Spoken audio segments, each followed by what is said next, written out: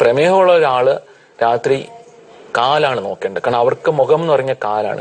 Doctor Sajith VS, consultant general medicine, general hospital, Thiruvananthapuram. പിന്നെ എനിക്ക് sugar വന്നിട്ട് ഒരു 10-18 കൊല്ലായി. അതെ. അപ്പൊ കാലിനൊരു വീക്കം വന്ന് കാലിന്റെ അടി കീറിപ്പോയി. ഒരു കണ്ണി കീറിയ പോലെ കീറി. പിന്നെ അത് വ്രണായി. അപ്പൊ 7-8 കൊല്ലായി. അതെ. അപ്പൊ ഇന്നും ഉണങ്ങിയില്ല. ഇപ്പൊ എന്നിട്ട് കൂടുതലും വന്നു ഇനിയാണ്. എന്നിട്ട് പഴുപ്പെല്ലാം എടുത്തിട്ട് ഇപ്പൊ തോല് കൂടി വരുന്നുണ്ട്. കൊല്ലായി. പിന്നെ ഈ ഷുഗറിന് ഇൻസുലിൻ അടിക്കലാണ്. ഇൻസുലിൻ രാവിലെയും രാത്രി അടിക്കും. രാത്രി 18 വെക്കൂ, രാവിലെ 26 വെക്കൂ. പിന്നെ ഇതിന് ഭക്ഷണ രീതി ഉച്ചക്ക് ഒരു നേരെ ഭക്ഷണം കഴിക്കല്ലോ, ചോറ് അത് കുറച്ച് കഴിക്കല്ലോ. പിന്നെ ഫ്രൂട്ട് നാരങ്ങയെല്ലാം കഴിക്കാൻ പറ്റുമോ?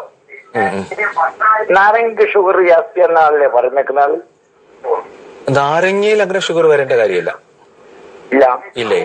ആള് പറയുന്ന നാരങ്ങ എന്നാൽ ഷുഗർ കയറും എന്നുള്ള പറഞ്ഞിട്ട് ഞാൻ നാരങ്ങ ഒന്നും ഉപയോഗിക്കില്ല.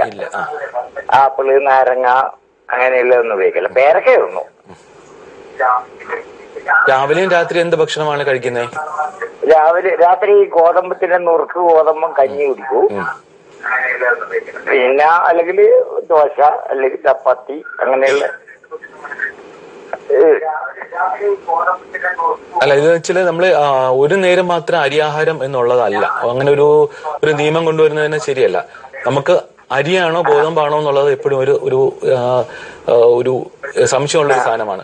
രണ്ടും ഈ അന്നജം അതിനകത്ത് വരുന്നത്, കാർബോഹൈഡ്രേറ്റിനകത്ത് വരുന്നത് കൊണ്ട് രണ്ടിന്റെയും ഈ കലോറിയും അല്ലെങ്കിൽ ഷുഗർ കൂട്ടാനുള്ള കഴിവും എല്ലാം തുല്യമാണ്. എന്തുകൊണ്ട് നമ്മൾ അരിയാഹാരം കുറയ്ക്കുന്നു അല്ലെങ്കിൽ ഗോതമ്പ് കൂട്ടാൻ പറയുന്ന വെച്ചാൽ ഗോതമ്പ് കൂടുതൽ കഴിക്കാം, അത് പ്രമേഹത്തിന് നല്ലതെന്നല്ല. നമ്മൾ അറിയാം, ചോറ് കഴിക്കാൻ പറയും, നമ്മൾ ഒരുപാട് ചോറ് കഴിക്കും. ചപ്പാത്തി കഴിക്കാൻ പറഞ്ഞാൽ എത്ര കഴിക്കും? 1-2 ചപ്പാത്തി പറ്റും. അതേസമയം നമ്മൾ വടക്കേ ഇന്ത്യയിൽ പോയിട്ട് അവിടുത്തെ ചപ്പാത്തി കഴിച്ചോളാൻ പറഞ്ഞാൽ ഒരുപക്ഷെ 10 ചപ്പാത്തി അവർ കഴിക്കും. അവർ ചോറ് കഴിക്കാൻ പറഞ്ഞാൽ അല്പം ചോറേ കഴിക്കത്തുള്ളൂ. അപ്പൊ അവിടെ പോയി നമുക്ക് അരിയാഹാരം കഴിക്കും എന്ന് പറയാം. അപ്പൊ ആ അരിയോ ആണോ ഗോതമ്പാണോ എന്നുള്ളതല്ല അതിൽ പ്രാധാന്യം. നമ്മൾ എന്ത് കഴിക്കുന്നു അതിനകത്തുള്ള ഈ അന്നജത്തിന്റെ അളവ് അല്ലെങ്കിൽ കാർബോഹൈഡ്രേറ്റിന്റെ അളവ് കുറയ്ക്കുക. നമുക്ക് ഇന്ന് 3 നേരം ചോറ് കഴിക്കണോ അല്ലെങ്കിൽ അരിയാഹാരം കഴിക്കണമെങ്കിൽ കഴിച്ചോളൂ. പക്ഷെ അതിന്റെ അളവ് ഭയങ്കര കുറവായിരിക്കണം. കാരണം രാവിലെ നമ്മളൊരു 6 ഇഡലി കഴിക്കുന്ന ആളാണെങ്കിൽ 2 ഇഡലി കഴിച്ചിട്ട് ഒരു 10-11 മണിയാകുമ്പോൾ നമുക്ക് വേറെ 1 ഇഡലി കൂടെ അല്ലെങ്കിൽ 1-2 ഇഡലി കഴിക്കാം. അങ്ങനെ സ്പേസ് ചെയ്ത് ഇടവിട്ട് കഴിക്കാം. 5 നേരം 3 നേരം മുഴുവയർ എന്നുള്ള അത് മാറ്റിയിട്ട് 5 നേരം നമുക്കത് അരവയർ എന്നുള്ള രീതിയിലേക്ക് കൊണ്ടുപോയി കഴിഞ്ഞാൽ, അല്ല ഒരു രാവിലെ നമുക്ക് അരിയാഹാരം കഴിക്കാൻ പാടില്ല എന്നുള്ളതിന് അളവ് കുറയ്ക്കുക എന്നുള്ളത് മാത്രമേ ഉള്ളൂ. എപ്പോഴും അരവയർ നമ്മൾ അതിനായിട്ട് ഒഴിച്ചിട്ടേക്കുക. ഈ ദഹനത്തിന് മറ്റുള്ള അല്ലെങ്കിൽ ഒഴിച്ചിട്ട് ആ സമയം വെള്ളം കുടിക്കുക, മറ്റുള്ള കാര്യങ്ങൾ ചെയ്യുക. പിന്നെ ഈ 15 വർഷമായി വ്രണം കൂടുതലുണ്ടെന്ന് പറഞ്ഞ് ഷുഗർ നന്നായിട്ട് നിയന്ത്രിച്ച് നിർത്തുക. അത് ഒരുപാട് അങ്ങ് താഴ്ന്നു പോകേണ്ട. ഒരു HbA1c ടെസ്റ്റ്, അത് 3 മാസത്തെ ശരാശരി ഒരു 7 വരെയും കൊണ്ടെത്തിക്കേണ്ട. 7 എന്നുള്ളത് മതി. കാലിന്റെ വളരെ ശ്രദ്ധിക്കുക. സർജറി ഡോക്ടറെ കാണിക്കുക. ഒരുപക്ഷെ അത് അകത്തോട്ട് പോയി കഴിഞ്ഞാൽ നമുക്കത് ബുദ്ധിമുട്ട് ഉണ്ടാകാനുള്ള സാധ്യത കൂടുതലാണ്. അതുകൊണ്ട് നമ്മൾ തീർച്ചയായും സർജറി ഡോക്ടറെ ഇടയ്ക്ക് തന്നെ കാണിച്ചത് വളരെ ശ്രദ്ധയോടെ നമ്മൾ രാവിലെ നമ്മൾ ഉറക്കം എണീച്ചിട്ട് പ്രമേഹത്തോടെ ഒരാൾ മുഖം നോക്കും. നമ്മളെല്ലാവരും മുഖം നോക്കും കണ്ണാടി വെച്ചിട്ട്.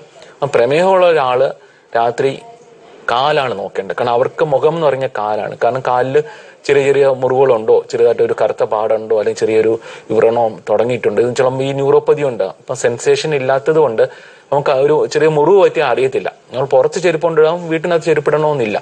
ചെറിയ എന്തെങ്കിലും വാതിലിന്റെ എന്തെങ്കിലും അല്ലെങ്കിൽ മുള്ളോ അല്ലെങ്കിൽ വേറെ എന്തെങ്കിലും കല്ലോ കയറി കിടന്ന് അത് മുറിവായി വലിയ വ്രണമാകുമ്പോഴായിരിക്കും നമ്മൾ കാണുന്നത്. അതുകൊണ്ട് കിടക്കുന്നതിന് മുന്നേ കാല് ചെറിയ ചൂടുവെള്ളത്തിലോ അല്ലെങ്കിൽ ചെറിയ മൈൽഡ് സോപ്പോ എന്തെങ്കിലും ഇട്ട് കഴുകി തുടച്ചിട്ട് എന്ന് രാത്രി കിടക്കുന്നതിന് മുന്നേ കണ്ണാടി നോക്കുക തന്നെയാണ്. പിന്നെ ഇതിനു വേണ്ടിയുള്ള ചെരുപ്പുകളുണ്ട്. ചെരുപ്പ് വാങ്ങിച്ചിട്ട് അപ്പൊ അതിന്റെ പ്രഷർ കുറച്ച് കഴിഞ്ഞ് 2 കാരണങ്ങളുണ്ട്. ഇപ്പം രക്തോട്ടം കുറഞ്ഞതുകൊണ്ട് വരാം, അല്ലെങ്കിൽ ഈ നെർവിന്റെ ന്യൂറോപ്പതി ഉള്ളത് കൊണ്ടും വരാം. വളരെയേറെ നിയന്ത്രിച്ചാൽ മതി. ഈ ഇൻഫർമേഷൻ എല്ലാ സുഹൃത്തുക്കളുടെയും അറിവിലേക്കായിട്ട് ഷെയർ ചെയ്യുക.